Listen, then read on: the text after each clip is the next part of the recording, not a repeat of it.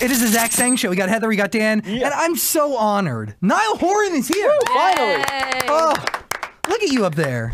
The pleasure is all mine. No, I just watched you perform 2 songs, and I am beyond honored. You know, the whole time you're performing, I'm soaking in your performance, and I'm thinking, what the hell did I do in my life to deserve you in my studio performing those beautiful records for us? You made really good radio shows. No. That's what you did. Well. And that's why we're all here together. Well, I thank you for taking the time to do it. It really means a lot, man. It must feel good to be able to perform more than just this town, though. Exactly, yeah. I was doing all this kind of thing before Christmas that I was just monotonous and boring and a real big anticlimax for anyone watching. I remember one time I think I spoke to you about this before.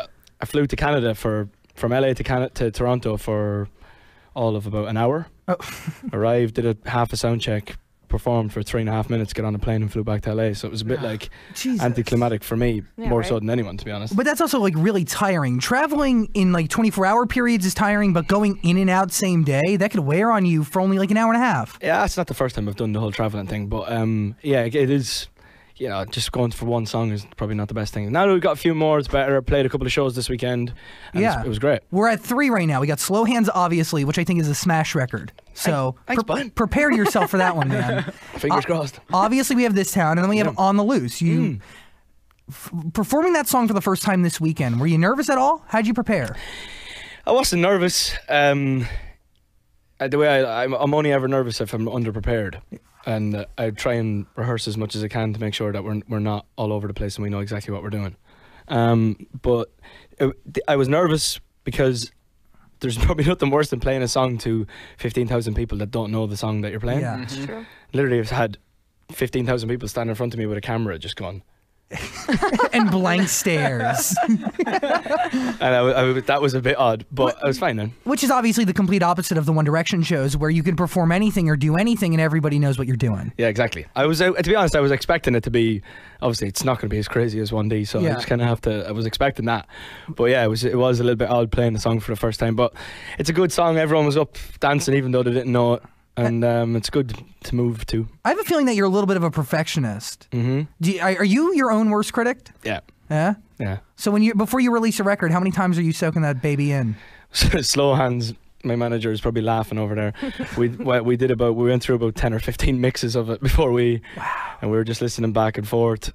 Before we released it, it was very it was very tedious. But that's the process. Yeah, that's what it's about. It's probably the most mixes I've ever listened to ever, but it was fun, and yeah.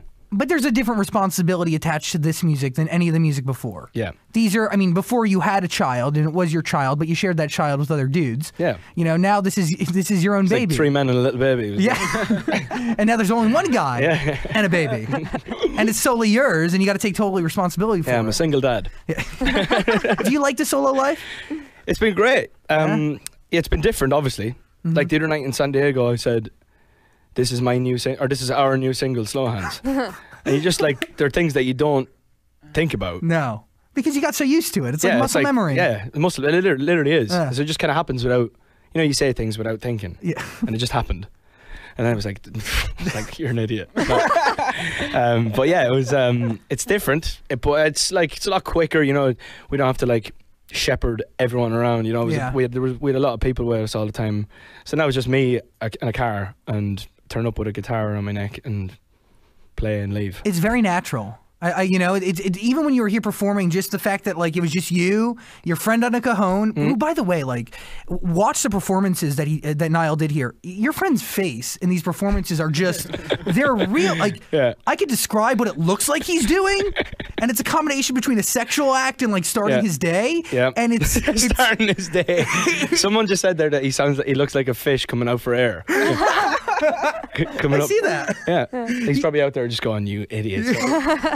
Yeah, but Jerry's a friend of mine. He actually played the last few years with James Bay. Him and James are good friends, and they've toured together for the last few years. So he was like, James is obviously not doing anything at the minute apart from writing and stuff. So he was like, if you're putting a band together, give me a shout. And he pulled the band together, and we did auditions and stuff like that. And there's more than us, but it's great. And he was the guy leading the band with the faces. But you get into it too. You close your eyes. You get real deep. Yeah. What do you think about? Are you thinking about the next lyric, or are you? Just don't mess up here. Yeah. Because my voice is a bit tired this morning, as you can probably tell. Nobody can tell. I think that's you saying. I mean, it's I heard tired. it, but I didn't want to say anything. Thanks, at least you're honest. And then I was just thinking, try and control it here. Control it here. Relax. Take it easy, because you can oversing. Can you? Yeah. I just How? messed it all up for everyone. Start cracking and. I thought it was beautiful, man. Thanks, bud. Okay, I want to get into life a little bit here, right? There's obviously a huge change going from band to being solo. We covered that a little bit. I want to know, like, what was the first time you realized your life was going to be different forever?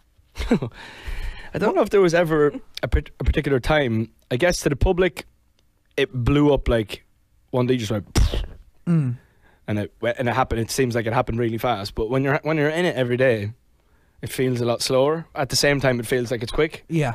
But I don't think there was any particular time where I thought, I don't know. I guess coming over here was quite a big deal. Coming to the States was like we went on the tour with Big Time Rush. Yeah. Which, by the way, that was really the One Direction tour.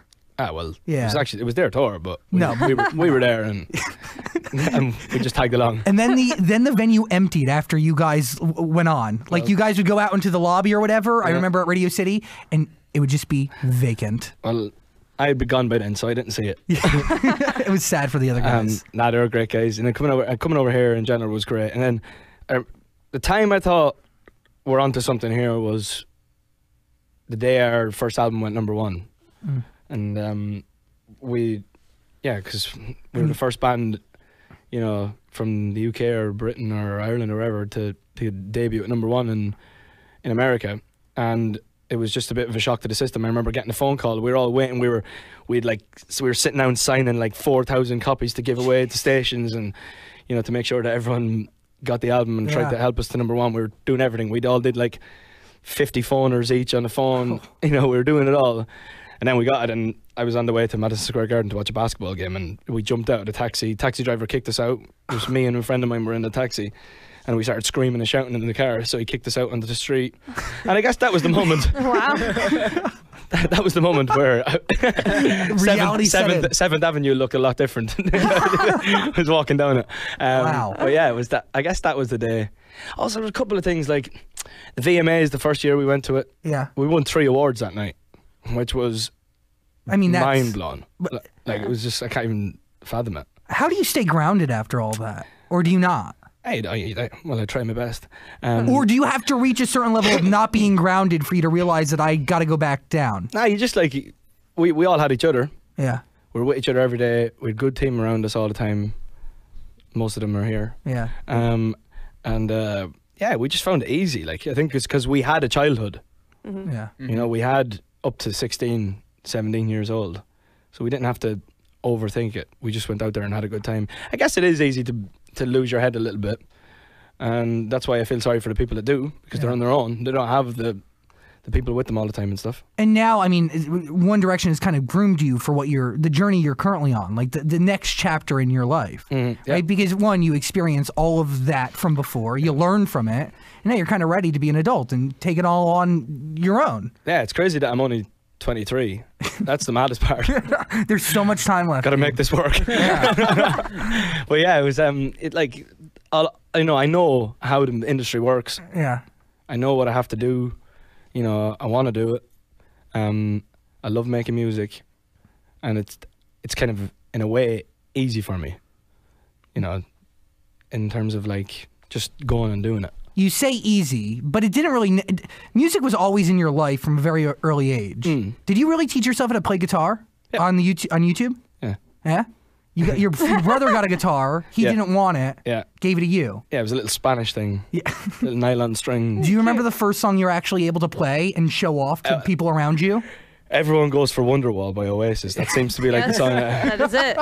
It's easy to play. I'm assuming it's easy to play. Yeah, it's like E minor, G, D, C. Or exactly. Something. Where are your parents? Like, how are they involved in your life now? Yeah, obviously I don't get to see them a lot. Yeah. But and I'm away a lot. So I was doing up. I got a house here. I was doing it up, and I don't want them to come and see it until it's finished. So it was like a whole refurb thing that I was doing. Why is that like a big deal? Do you want them to see? It's a perfectionist thing. That Until it's perfect, I don't want anyone coming near it. So they can come over now. That's your invite. There you go. And and when I go back, I'll go and try and get to Ireland and stuff like that. Cool. Did you go back to Ireland to record the album? No, I did. What? I did. I know.